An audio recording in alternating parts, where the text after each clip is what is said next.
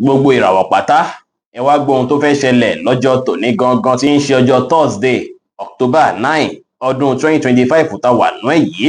Mo kí Ọlọ́run ọba, mo ṣèbà Olódùmarè, ìbà akọ́dá ayé, ìbà aṣẹ̀dá ọ̀run, mo ṣèbà Ọ̀rúnmìlà, atórí ẹni tí ò sunwọ̀n ṣe, ẹlẹ́rìí ìpín tòun tàyànmọ́, mojúbọ ọkùnrin, mojúbọ obìnrin.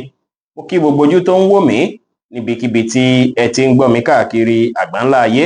Ẹ̀yin tẹ́ ń wò mí pátá, ẹ dákun ẹ dábọ̀ ẹ fọ́lọ̀ péjì wa yìí, Ìṣẹ̀dá Spiritual Backup. Ẹ bá wa fọ́lọ̀ rẹ̀ kí ẹ lè máa jẹ ọ̀pọ̀lọpọ̀ àǹfààní irúfẹ́ fídíò báyìí ọjọ́ iwájú, kí ẹ sì máa gbàgbé láti bá wa share rẹ̀ kó jẹ́ òwúlò fọmọ ẹlòmíràn náà. Èèyàn oníràwọ̀ iná tó kanran yan Aries tàbí láàrin March 21 sí April 20. Ó ṣeé ṣe kí ìrìn àjò kan fẹ́ jẹyọ fún yín lọ́jọ́ tòní tájọ mọ́ ìrìn àjò iṣẹ́, ló sì jẹ́ pé ìyẹn máa gbé kí ẹ rí àwọn àǹfààní kan gbámú bí orí owó. Bẹ́ẹ̀ sì ló ṣeé ṣe kí ìrìn àjò yìí kó fẹ́ bí ìdàgbàsókè fún iṣẹ́ yín náà pẹ̀lú.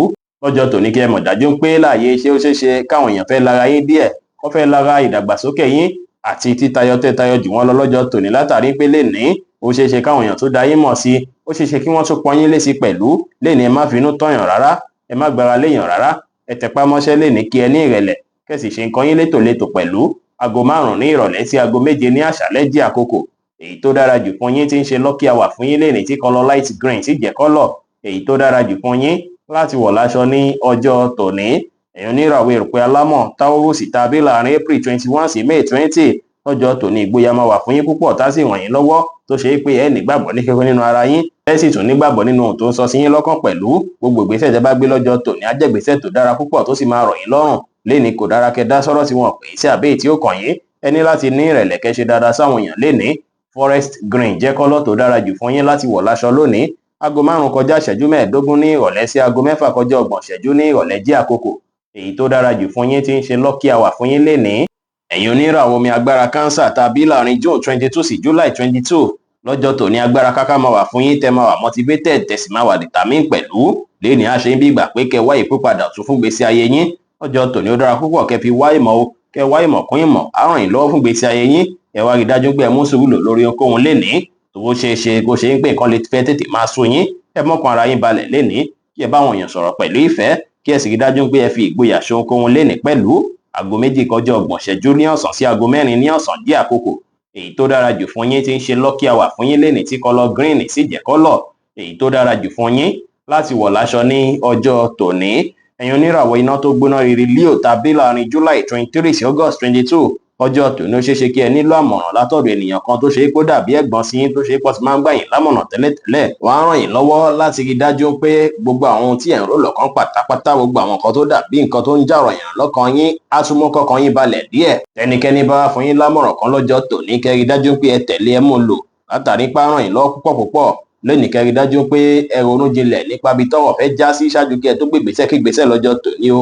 Ẹ ṣe dáadáa sáwọn èèyàn, ẹ bá àwọn èèyàn sọ̀rọ̀ pẹ̀lú ìfẹ́, kí ẹ sì rí dájú pé ẹ ní ìrẹ̀lẹ̀ pẹ̀lú.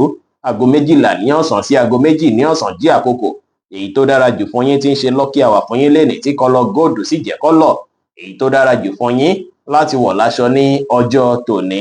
Ẹ̀yin oníràwọ̀ erùpẹ̀ funfun Virgo tàbí láàrin August 23 sí September 23.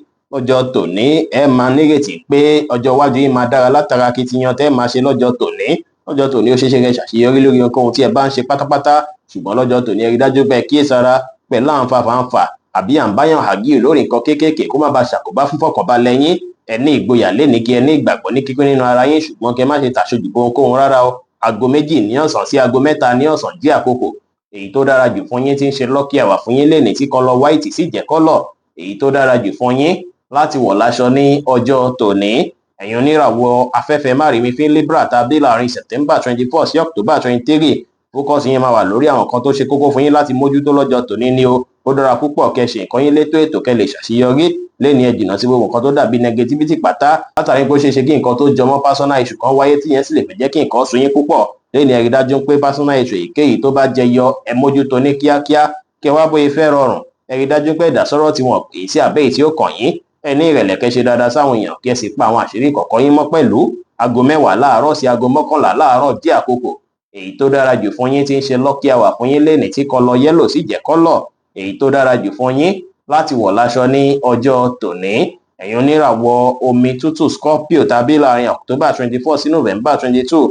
Ìbáṣepọ̀ yín àti olólùfẹ́ yín á dùn alárinrin lọ́jọ́ tòní o, kódà wọ́n á dúró tì yín, wọ́n á sọ̀pọ́tì yín lórí ohunkóhun tí ẹ bá ń ṣe lénìí, lónìí ọkàn yín máa balẹ̀ pẹ̀sẹ̀, tó sì jẹ́ pé ẹni tẹ́ jẹ́ single ó ṣeé ṣe kó ṣe pé physical attractiveness tẹ́ ní àwọn èèyàn máa rí yín ní rí pé lágbájá yìí ó wù mí púpọ̀ lọ́mọkùnrin, lágbájá yìí wù mí púpọ̀ lọ́mọbìnrin, ẹ máa jẹ́ òǹfà fáwọn ènìyàn lọ́jọ́ tòní.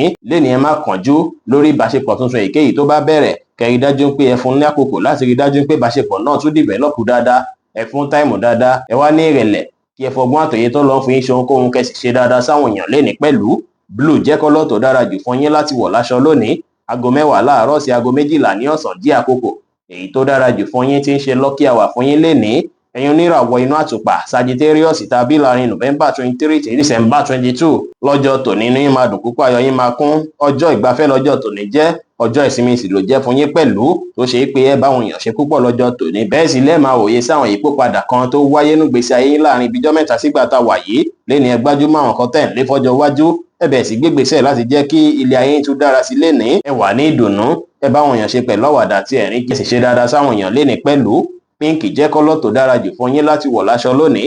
Aago 11 kọjá ìṣẹ́jú 15 láàárọ̀ sí aago 12 ní ọ̀sán jẹ́ àkókò èyí tó dára jù fún yín tí ń ṣe lucky hour fún yín lénìí. Ẹ̀yin oníràwọ̀ ìrùpẹ̀lẹ̀ eruku Capricorn tàbí láàrin December 23 sí January 19 ọjọ́ tòní ẹ máa ronú jinlẹ̀ nípa ọ̀nà tẹ́ fẹ́ gbégbà láti fi gbégbèsè kan tó wà nínú ọkàn yín. Ọjọ́ tòní ó ṣeéṣe kí ẹ ṣàṣeyọrí lórí gbogbo nǹkan kíkan tí ẹ bá ń lé pátápátá.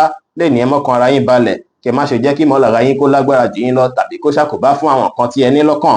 Lénìí ẹ má tàṣejù ohunkóhun, ẹ tẹpá mọ́ṣẹ́ lénìí, kẹ́ sì rí dájú pé ẹ wà positive.